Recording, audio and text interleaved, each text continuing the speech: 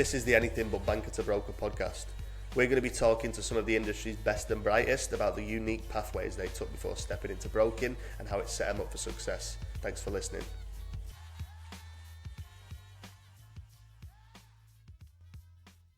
Joining me today, I've got Kane Dury here. He is actually running his own buyer's advocacy at the moment. But before that, he's had a very interesting career where he was a broker for just over 7 years, I believe. Is that right? Yeah, about that. Yeah, about that. Had his own business and then transitioned into it. But what we're here to talk about, at the start at least, is what came before that. Obviously worked in the military, and we've had a few people on there, so it'd be good to hear that story. Let's start at the bottom, mate. So obviously you told me your parents had come from overseas. Talk me through that a little bit. Yeah, so both parents are POMs. So dad was a first 10-pound POM. Both moved over here at a young age, and so I'm first generation Aussie. I'm a bit of an English Premier League fan, and yeah, grew up in South Australia. And Nice. then, around 18 years old was when I sort of joined the military. Makes sense. Yeah, there's a lot of POMs moved to South Australia because it is basically like it's the only non-convict colony, right? Like that's what they say. That's what they say, yeah. And you support the right team as well. Nobody got to hear that you're a United fan because your mum's from my neck of the woods as well. Yeah, and I think we were obviously having a chat just before this started, but if I think you mentioned Liverpool or someone, oh yeah, we would have ended the podcast before it started. This wouldn't have made the light of day, would it? All right, so 18, obviously that's when you moved away and joined the army. So talk to me about what influenced you to join the army. Yeah, I guess I was never really the academic type. I wasn't going to university. I was pretty young and just hanging out with not a bad crowd, but an average crowd, I guess. And, there wasn't a lot happening in Adelaide. It's a pretty sleepy little big country town or, very small capital, I guess. And I always was intrigued and liked the outdoors and the adventure and stuff. And pretty much just packed my bag and off I went, So I joined September 18, 2001. So a week after the 9/11 attacks in New York. So it was an interesting time to be joining, I guess.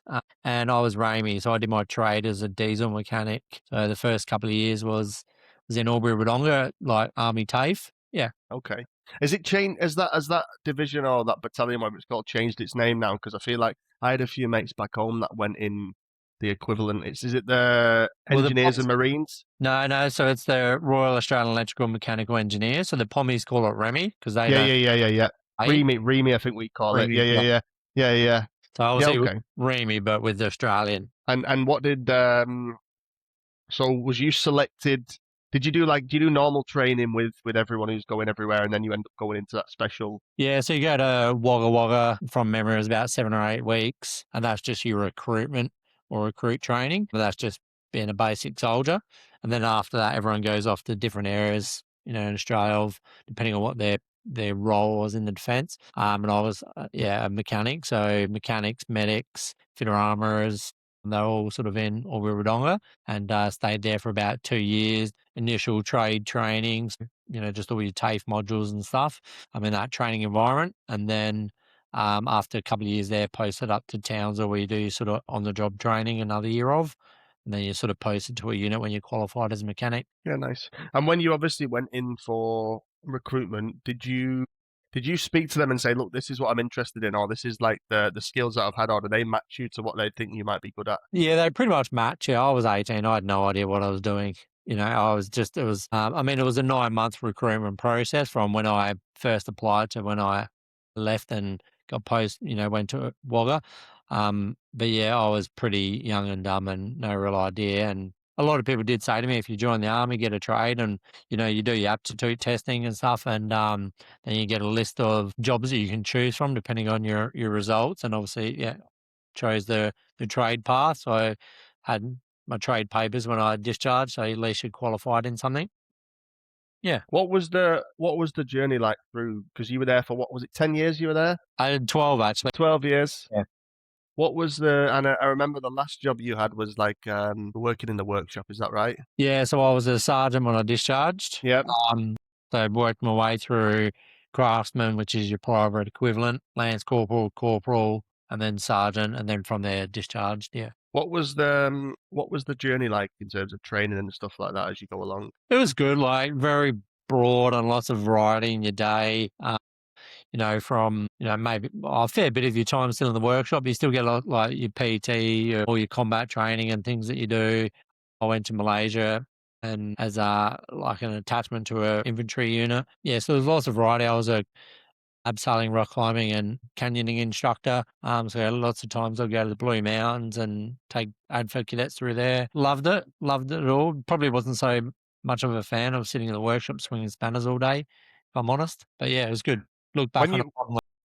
Yeah, when you had that posting in Malaysia, am I right in thinking they sent you there? They sent the unit there because of the weather, and it was about adjusting to like the climate. Is that right? No, well, there's always one. It wasn't a full posting. It was just a 3-month sort of training deployment, I guess. Hmm. And there's always one unit there at any one point in time. So it was a Rifle Company Butterworth trip. And did you spend the whole time like you was in that unit in Wodonga? There was 2 years in Wodonga, then went up Yep, to Townsville. So I yep, did yep. 5 years in Townsville, then another 3 in Sydney, then back to Townsville for the remainder, and then discharged from there. Is the Sydney based in Woolloomooloo? Have I got that right? No, that's where Navy are. That's where So the I Navy was is. out That at makes sense. Holsworthy, which is out west near Liverpool. Yeah, yeah, Yeah. yeah. And that was probably when I was posted there. That was 2009, 10, 11. Hmm. Is when I got my first taste of mortgage broking, which we'll get into after, I guess. Yeah, sure. Did my initial course. It was the Cert 4. Got a mentor in Sydney and did it part-time while I was still serving. And then after that posting in Sydney, I got offered a posting on promotion back to Townsville, and that was to sergeant. Around that time, we had just got married in 2011.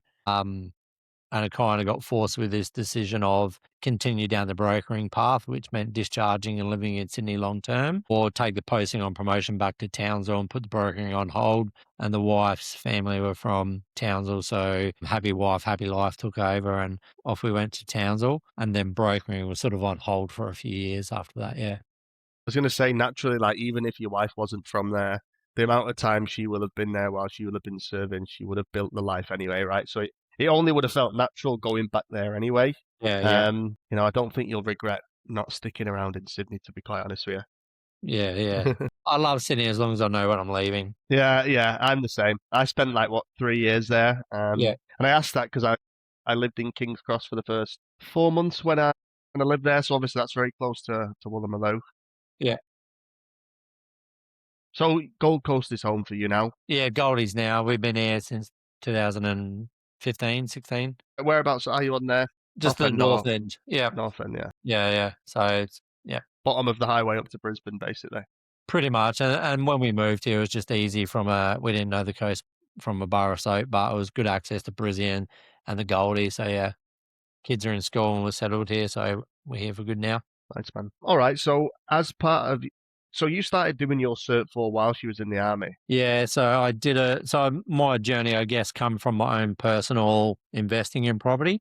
Mm-hmm. When I got first posted up to Townsville, read a few books, all your traditional property investing books, Steve McKnight from 0 to 135 in however many years it was, Rich Dad, Poor Dad, got into all that sort of content and then started going down the property journey path, bought my first property when I was 20, then started just building an investment portfolio of properties and then just got the bug for it as a career and wanted to chase it as a career. But I had quite a few mortgages at that point. And that's why it took a while to work up the courage to take the leap of faith and discharge and go full-time brokering. So did it part-time, did my Cert 4. As you know, you get a mentor for your first couple of years in mortgage brokering. So I got a mentor in Sydney and then was starting to write loans, but it was quite hard to juggle, to either prospect and find a client other than the people immediately around me in my unit, or to be on the phone to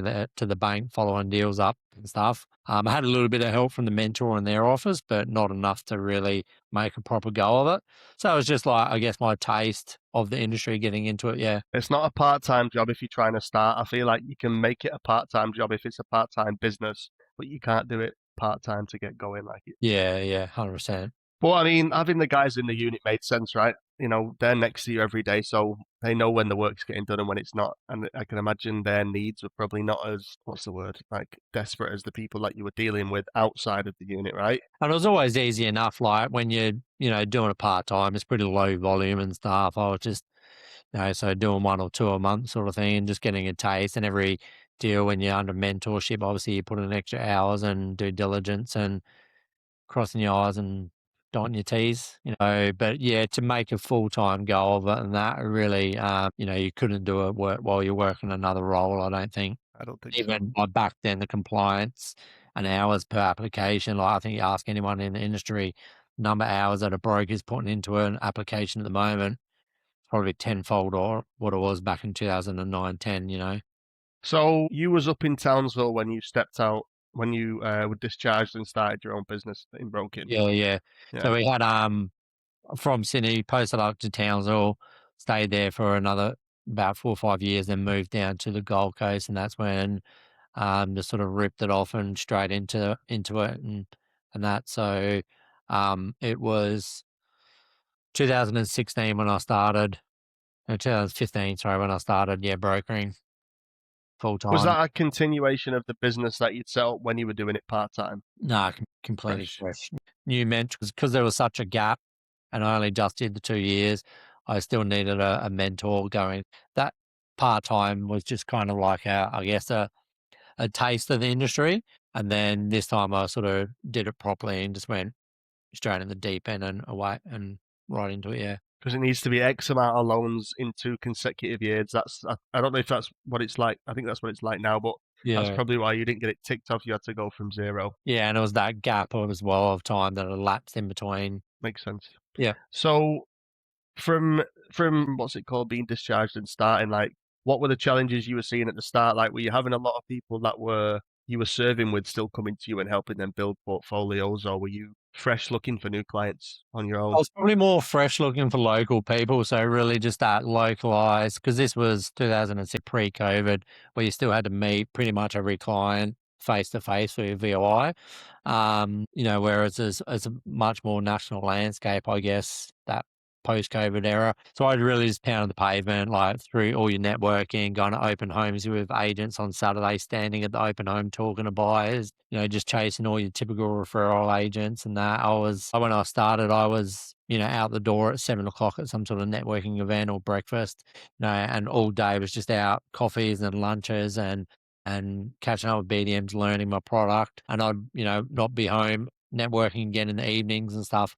Sometimes I was getting home at 6, 7, 8 p.m. And that's when the processing would start. Because as you're a one man show, so I'd jump in the office after dinner, tuck the kids in and whatnot. And I remember some nights I was there till 2 in the morning, like it was crazy, I remember 1 month, like my average loan size back then, like obviously the show's median house price was a lot lower, but the average loan size was around 300,000 because we're in the average home price of the sort of that 350 to 450 range. And I think I did like in my first 12 months, there was 1 month there where I did 4 million, with an average loan size of 300,000. It was like 12 or 13 lodgements or thereabouts. Yeah. And I was all during the evenings and nights and stuff. So there was a lot of late nights and early starts back then. You was doing everything yourself at this point, yeah? Yeah.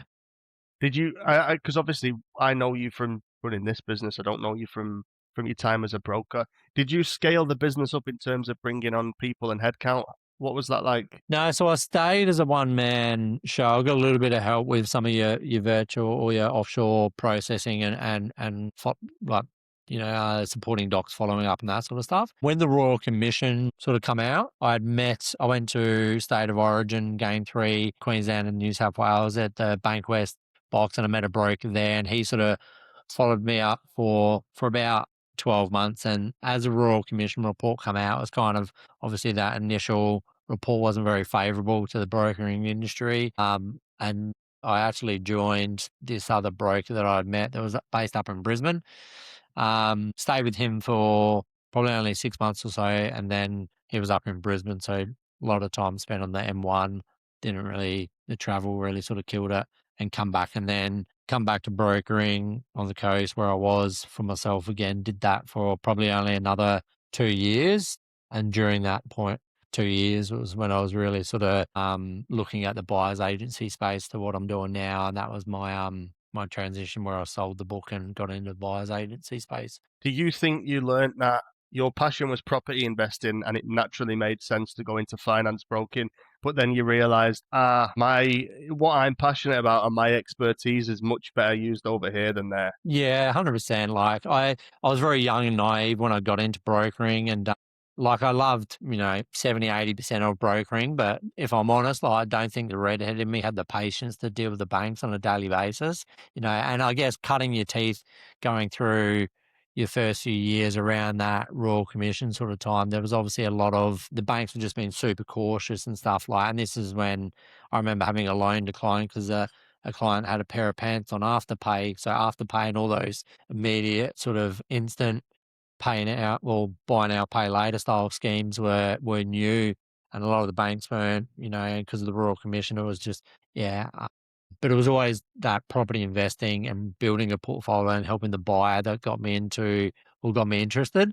I was always great with numbers and stuff. And I just thought, going down the broker path when I was young was the pathway for me. But once I got started, I went through, a good few years in the buyer's agency space to start, in brokering, but then started to meet a lot of people in the property side as well.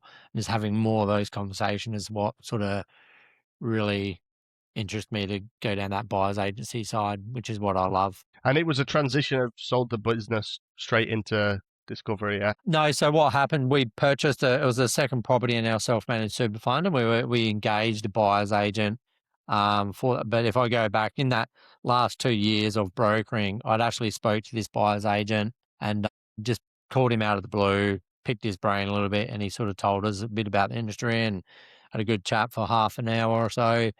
And then, sort of 9 months after that, we engaged him to buy a property in our self-managed super fund. Went through that purchase, and then a few months later is how the conversation turned to what was his plan as a business and was he expanding and growing. And then, yeah, started with him as a buyer's agent, and then pretty much from month one, purchased about 10 properties a month because obviously a lot of skills transition from brokering space to the buyer's agency space. The broker inherently fills the role of the buyer's agent that guides the client, get a building and pest inspection done now, make sure you do this. And, you're really guiding them through that journey if there's no buyer's agent. So a lot of the skills really did just carry over. So yeah, from day one, I was purchasing 10 a month with this buyer's agent, stayed there for 2 years. And I remember after 12 months, I was like, yeah, I love this. This is, perfect. And I sold my mortgage book off then. And then after 18 months, I said to my wife, it's perfect. Money's great. I'm good at it. I love it. Don't touch anything. Finally, this is it. I'm done till I retire now. And then a few months after that, he changed the remuneration model that I was on, and my income pretty much died overnight. And that's how Discover Buyers Agency was born. So you got greedy and you got basically better. Your Sounds words, like might that. not go, but Yeah. and it was a blessing in disguise. Obviously, going through something like that when I thought I was going to stay there forever, I was pretty disappointed at how it, and at that time I was really sort of, what are we going to do now? And just sort of, and then at that point, my wife had been a nurse for 17 years, and she was, nursing's a tough gig if you know anything about it or anyone that knows a nurse. And so we both just resigned and said, fuck it. You can swear. Yeah. Um, Caution in the wind, and off we went. So Nadia started on day one with me. She's the operations manager and stuff, and keeps client flow going. And I'm I guess, the key buyers agent of the business. Nice man. Yeah, I actually had a nurse on this podcast, and she worked in cancer unit, so it's a stressful job, mate. Like it's if you're, so I can imagine very similar to you, right? If your passion is to go and move through the ranks in the army, you'll stick around and do it. But if you want to hold rank or you're not interested in that, you probably won't stick around in it forever, right? Like Yeah, yeah. if she wants to work her way up, then she'd stick around. But Yeah. But no, so it's like we're happy as now as a buyer's agent, and so much of that broken knowledge and skill just adds a lot of value to our clients and business now, just because we really have that in-depth knowledge, I guess. so you can already you can do some like general assessment work anyway and be like, okay, we'll look at this for you because I know that more than likely. Yeah, that's right. And you can really help with the conversations around structuring, interest only and principal and interest. And obviously, I've got my own portfolio of properties, and we've got property in our self-managed super fund. So really, there's a lot of foundational knowledge there before we even got into the property buyers agency space. But then working in that other buyers agency business for 2 years, I did over 300 transactions in that time. So there was lots of loan, personal experience, loan writing experience, and then that high volume buyers agency before we started. So, and a nurse is a great operations manager. If anyone's out there hiring or looking like nurses, like just really good with process and structure and compliance. So I feel that they're great fit for those type of roles. Regulating emotion as well. You said that it's not your strong point. Percent. Maybe I'll go and stand outside all the hospitals here with a sign just saying like, if any of you are interested in finance, sick of working nights, come and work with me. Yeah. Are you doing resi purchases and commercial purchases or just resi? But we do commercial, it's much lower volume. Vast majority of what we do is resi, and it's that national buying. Probably 9 out of 10 purchases that we do are investment, and we use a lot of research and data to pick our markets Australia wide. Are you seeing a lot of people buying commercial properties in their SMSF? Even though I know you said it's low volume, but would you see a lot of people doing this? Yeah, it's very common for like a business owner to buy a commercial property in their self-managed super fund and then rent it back to the business. That's a pretty common strategy that comes up. Or yeah, just a normal commercial in your super fund because there's such strong yields for commercial. But then you do need quite a significant balance, especially in commercial. You're closer to 30% deposit. On the loan. Yeah, I've looked into doing it for myself as well, Yeah, yeah. but I Oh, decided it's I it's don't need to. strategy and a great asset to add to the portfolio. There's pros and cons though. Like everyone loves the yields of commercial, but you got to be prepared to strap in for some holding costs if your tenant moves out. And I think the biggest risk with commercial is buying too cheap. So people get attracted to it. They want to buy a commercial property, and they might be at a price point of you know 700, a million or something. But you think the tenant that is in that type of property, they'll either as a business fail and move out, or they don't fail and grow and they move out. So you really, I feel when you're going commercial, you want to be a little bit higher in your price point, just from a risk mitigation of that vacancy period occurring. Because if you do get a vacancy period on a commercial, the period can be much longer than residential. So all that extra yield that you do earn when it's tenanted erodes very fast if it's vacant for 6, 9, 12 months. Whereas, across many assets and properties in a residential portfolio, very rare if you buy a smart and a good area and you pay attention to your vacancy rate, you're not really going to have a Hmm. vacancy period beyond sort of 4 weeks, I would say is long in the current markets. I think as like myself as the consumer, and I'm probably wrong here because I'm not an expert, but if I seen a commercial property with two empty lots at the side of it, I'd say, fuck that. No one's going to move in here. If I seen a property that had two empty houses next to it, I'd be like, fuck it, great. No neighbors for the first 6 or 7 weeks. You know what I mean? Very different sort of due diligence process you go through when you're looking at it. So yeah. All right. What's I always like to finish up and start to wrap it up with like how are you looking to grow the business? Is that something you're interested in doing? Like, or is it serving you? I know you're working from home, same as me at the moment. Like, is that the way you want to run it, same as you did with the broking business? No, we're definitely grower, and we've got a couple of roles that we're trying to fill at the moment. Like one's just like an associate buyer's agent, and then a couple of admin support and stuff. So we'll definitely grow the buyers agency. We've definitely found our feet in where in our space and have a big audience in the Australian Defence Force. We sponsor the Army Rugby League side. Yeah, we run the Defence Property Podcast. So we're very invested in that audience and we definitely want to grow, the team. So that's the plan and yeah. I think it's one of them like not just because you can build credibility there, but you understand it from their perspective, right? And you've probably seen people that have come out that weren't tuned in enough to do the things you did in terms of purchasing here and building a portfolio. And if they've not spent their money wisely, it can quickly go right. Yeah, yeah, 100%. And it's a very unique lifestyle that they live. Like they've got a posting order and they live their lives 2 to 3 years at a time and relocating around Australia, 6 months notice. So, having lived that life, I understand it. But then also, when someone's posting from Townsville to Darwin to Sydney, there's 2 or 3 markets there that you've got to analyze and understand, then analyze and understand what the current portfolio looks like, and then also where's the opportunity, because they're also entitled to, any broker would know the Australian Military Bank on panel have the Doe House loan, which is, again, a very unique product that I would say a lot of brokers out there probably have got Australian Military Bank on panel, but they don't really understand the intricacies of the Doe House loan. So there's really some specific and tailored advice, and having lived that life, I guess, is a really good starting place. Did you ever do much up in Darwin? No, I avoided it and was lucky enough to not get posted there. I think, as I said earlier, the redhead me mate, Townsville was hot enough for me, and there's a reason I'm not there now. Mate, I don't know. It's a beautiful space, a beautiful city, to be honest. Don't deny Beautiful that. city. But fuck yeah, you would have burnt. The humidity, mate, yeah, it wasn't for me. No, I mean the dry season's beautiful, but you've got to be careful because it's like, it's 32 degrees. You can walk around without breaking a sweat, but Yeah. as soon as that build up comes, as you probably know, right? They've got big base up there. A lot of the Marines, the US Marines, they have them go over there as well. Yeah, yeah. But as soon as that build up starts coming and the wet season comes, like it's not nice. Yeah, 100%. Yeah.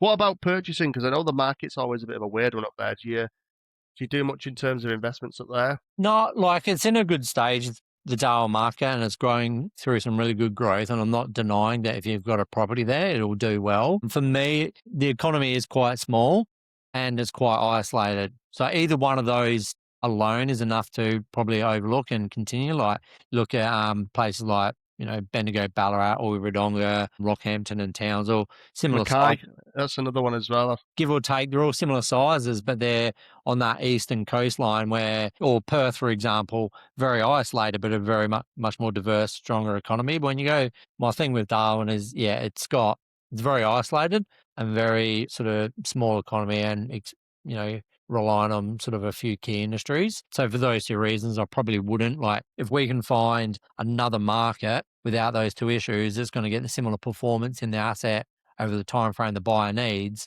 we'll just go to that better market and get the equal performance. So for those reasons, and I think it shows in there's a higher percentage of renters to owner ratio in Darwin for that reason. A lot of people, when they do go there for career developments and things like that, that they're only renting and they're not owning. So, Hmm.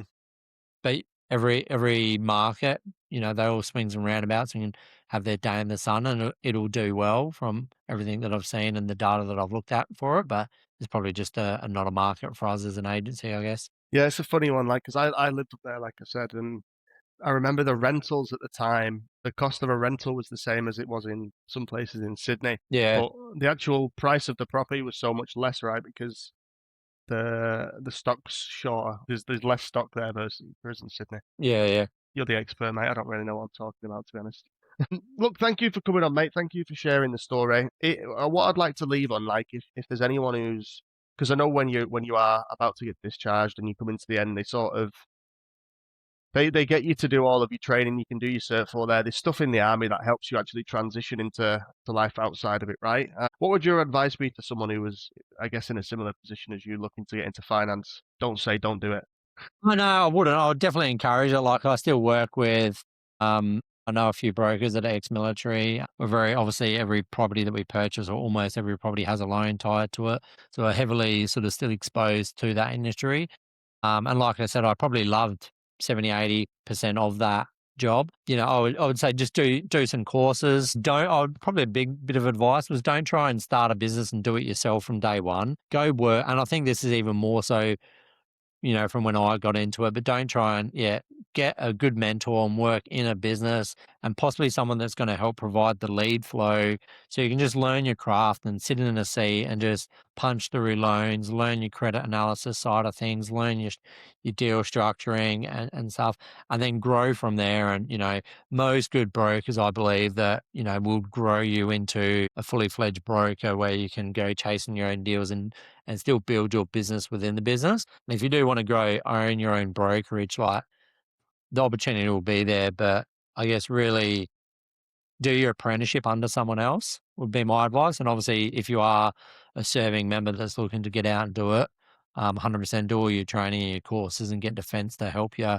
pay for some of that if you can. If you are one of those people as well and you're listening for whatever reason, speak to me because I know a few brokers in the space that I come from that background who'd love to either lend you an ear or even have you in the business. But yeah, I think starting a business is overrated. I speak to so many people that are like, I'm going to go and start and do it myself. And it's like, well, why don't you just get into a business that's built out, that has a good ecosystem, that has, a good network of buyers agents and accountants, referral partners, and also has like an offshore team that's built so you don't spend your time doing the admin that bog you down. Yeah, 100%. And it's one of those unique industries where you really can build a business within a business. So if you get that good mentor and you learn really good loan writing skills, if you can find a business where you can build that micro business within the business, you may never need to go and start your own if you've got the freedom to do that within the business that you join. So I definitely, before you make any choice on what you're going to do, if you are going down that path, is speak to someone like yourself, Joe, or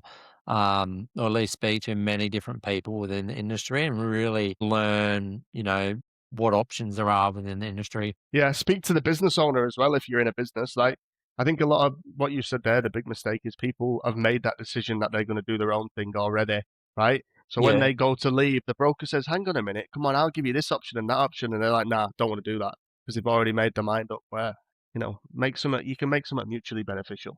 100%. All right. Thank you for your time today, mate. I look forward to chatting in the future. All right. Awesome. Thanks for having us on the Cheers, podcast. mate. Cheers. Take care. Bye.